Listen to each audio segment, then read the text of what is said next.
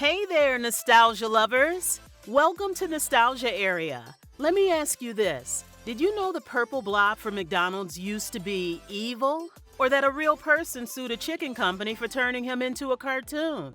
Fast food mascots might seem harmless, just goofy characters selling burgers and fries. But behind those friendly faces are some wild, weird, and downright wacky stories. From creepy kings to controversial chihuahuas, we're peeling back the greasy curtain on the secrets fast food giants don't exactly advertise. Trust me, you'll never look at Ronald McDonald the same way again.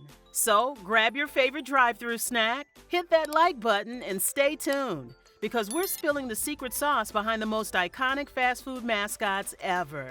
Let's start with the clown who has haunted more Happy Meals than we can count, Ronald McDonald. Believe it or not, the original Ronald looked less like a kid's party clown and more like a fever dream at 3 a.m. He wore a paper cup on his nose, a tray of food as a hat, and a box of fries strapped to his belt. Oh, and this horror show was played by TV weatherman Willard Scott. Over time, Ronald got a makeover. Thank goodness. But things didn't get less weird. Guys, they brought back Ronald McDonald. As childhood obesity rates rose, McDonald's quietly phased him out, and the 2016 creepy clown panic didn't help. These days, Ronald pops up like a ghost of marketing past, occasionally seen, but rarely heard from again. Next up, that big purple blob with the constant smile and no known species. Turns out he wasn't always so cuddly. In the early days, he was evil Grimace, complete with forearms to better snatch your milkshakes. After parents complained that he was scaring kids, McDonald's gave him a makeover, removing his extra arms and his evil tendencies. Now he's just a dopey, lovable sidekick with zero context. Surprise! Since he was born, Grimace has always had a birthday. Seriously, what even is Grimace? Want to bring Grimace into your home? There's official Grimace merch online, and yes, someone even made a Grimace body pillow. Don't ask why. You'd think a man would love being the face of $1 billion chicken empire, but not Colonel Harlan Sanders. After selling KFC in 1964, Sanders watched in horror as the company diluted his original vision, turning his carefully crafted recipes and stern but gentlemanly image into what he saw as a fast food caricature. Heard the buzz? My honey barbecue wings are back at KFC! The breaking point? When KFC introduced a cartoon Colonel in the late 1960s, complete with exaggerated features and a bumbling folksy persona.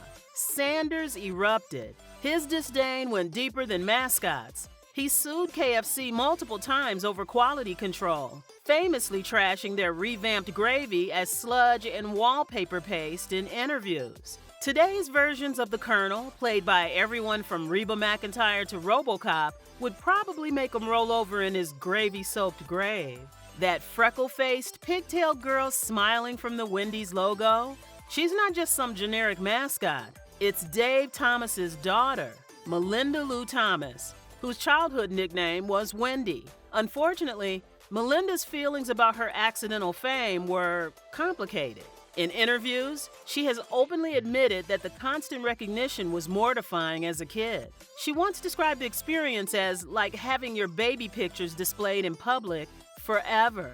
These days, she's made peace with her fast food legacy, even appearing in nostalgic Wendy's ads as an adult. But the whole saga remains a deliciously awkward slice of branding history.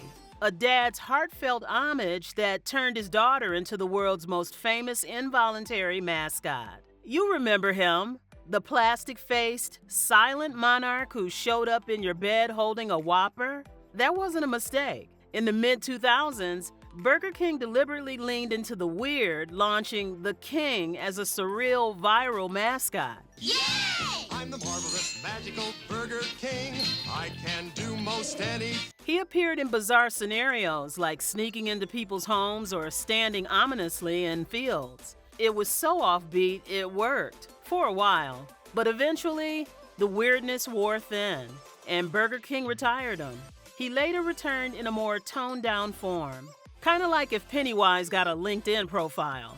You can find the original Creepy King mask online. Just maybe don't wear it in public unless you're going for a full Florida man energy. The Taco Bell Chihuahua, tiny, sassy, and armed with the iconic catchphrase, "Yo quiero Taco Bell," Yo quiero Taco Bell. became an overnight pop culture phenomenon in the late 1990s. But beneath the dog's comedic charm, a heated controversy was brewing. Critics, particularly Latino advocacy groups, argued that the Chihuahua reinforced tired stereotypes, portraying Mexican culture as lazy, comical, or overly reliant on cheap fast food. The backlash grew loud enough that Taco Bell eventually pulled the plug on the campaign in 2000, retiring the dog in favor of more culturally sensitive marketing. Today, the Taco Bell Chihuahua remains a nostalgic relic of late 90s advertising, a reminder of a time when fast food mascots could dominate pop culture for better or worse. Jack in the Box iconic mascot, Jack, didn't just make a comeback, he staged a full-blown corporate rebellion. In the early 1990s, the fast food chain was on the brink of collapse after a devastating E. coli outbreak linked to its food sickened hundreds and led to multiple lawsuits. Sales plummeted and the brand's future looked bleak. Then in 1995, Jack in the Box made one of the boldest marketing moves in fast food history. Excuse me, do you make balloon animals? Sorry, I'm the head of a billion-dollar company. They literally blew up their own image and resurrected their long-dormant mascot with an attitude. Enter the new Jack, a smirking, smooth-talking CEO in a business suit, complete with a giant white round head and a red tie. Jack's sarcastic, self-deprecating humor, mocking everything from fast food cliches to the brand's own past mistakes, struck a chord. Jack's edgy reinvention helped the chain regain trust by owning its flaws and winning back customers with laughs instead of excuses. You can buy the signature Jack antenna balls online. Stick one on your car and confuse everyone under 30. Domino's 1980s ad campaign, Avoid the Noid, introduced one of fast food's most bizarre and briefly infamous mascots. A red-suited, rabbit-eared trickster whose sole mission was to sabotage pizzas before they could be delivered. The Noid was designed as a playful villain who would represent the obstacles Domino's promised to overcome with its 30 minutes or less guarantee. Domino's Pizza delivers quality, so you can avoid the Noid. But what started as a quirky marketing gimmick took a surreal and dark turn in 1989, when a mentally troubled man named Kenneth Noid became convinced that the campaign was a personal taunt aimed at him. Noid stormed a Domino's in Georgia, taking 2 employees hostage at gunpoint. After a tense standoff, he surrendered peacefully and thankfully no one was hurt. But the bizarre incident left Domino's scrambling to distance itself from its own mascot. The whole saga remains one of fast food advertising's oddest chapters, a mix of 80s absurdity, unintended consequences, and a mascot that proved just a little too effective at being avoided. Before the now famous Eat More Chicken cows became Chick-fil-A's beloved mascots, the fast food chain experimented with a different and far less successful spokes character, Doodles the chicken. Yes, that's right, a chicken mascot for a chicken restaurant. Unsurprisingly, the idea of a cheerful, cartoonish bird encouraging people to eat its own kind didn't quite resonate with customers, and Doodles was quickly phased out. Then Chick-fil-A introduced a trio of mischievous, sign-painting cows begging customers to eat more chicken to save themselves from becoming burgers. I'm outside of Chick-fil-A and the cow has the Eat More Chicken sign up. The billboards were so popular that the company fully committed to the cow campaign, officially retiring poor Doodles and giving the bovines permanent starring roles. Little Caesar's iconic catchphrase, "Pizza Pizza," wasn't just a fun, repetitive slogan. It was a clever marketing strategy that promised real value.